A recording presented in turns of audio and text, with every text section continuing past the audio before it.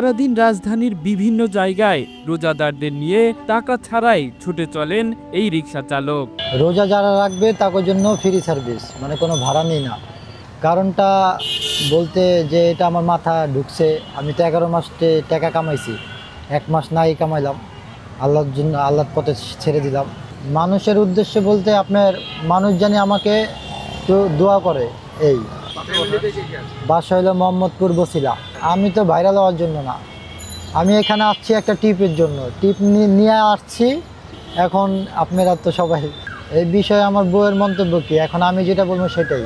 2 বছর ধরে রাজধানীতে রিকশা চালান তিনি।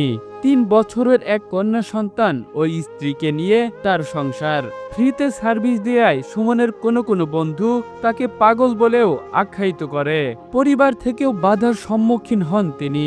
সুমন কারো কথা না শুনে আল্লাহর সন্তুষ্টি লাভের আশায় সকাল থেকে বিকেল পর্যন্ত রোজাদারদের নিয়ে ছুটে চলে রাজধানীর বিভিন্ন সড়কে। জায়গার জন্য ফ্রিতে সার্ভিস দিতেছি আল্লাহ তাআলারে খুশি করার জন্য। যতদিন রোজা আছে পরিবার বলে, কিন্তু এখন বলে কি লাভ, অনেক কিছু বলে। কেউ বলে পাগল, কেউ কয় এই জিনিসটা কির জন্য লাগাইছো তুমি, সংসারে তো চলে না, 200-300 টাকা লইয়া যায়, সংসার কি চলে? আমি কই দেখ 200-300 টাকা লইয়া যায়, 11 মাস তো কামাইছি, 1 মাস নাই কামাইলাম, আল্লাহ তো আছে আঙ্গ পাশে রিজিকের। সকাল থেকে বিকেল পর্যন্ত ফ্রি সার্ভিস দিয়ে সন্ধ্যা থেকে রাত পর্যন্ত নিজের ও নিজের পরিবারের জন্য উপার্জন করেন তিনি।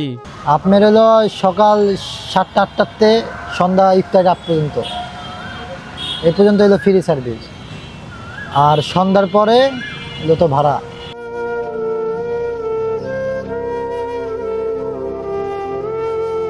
Kamrul Islam, the news Bangladesh, national desk.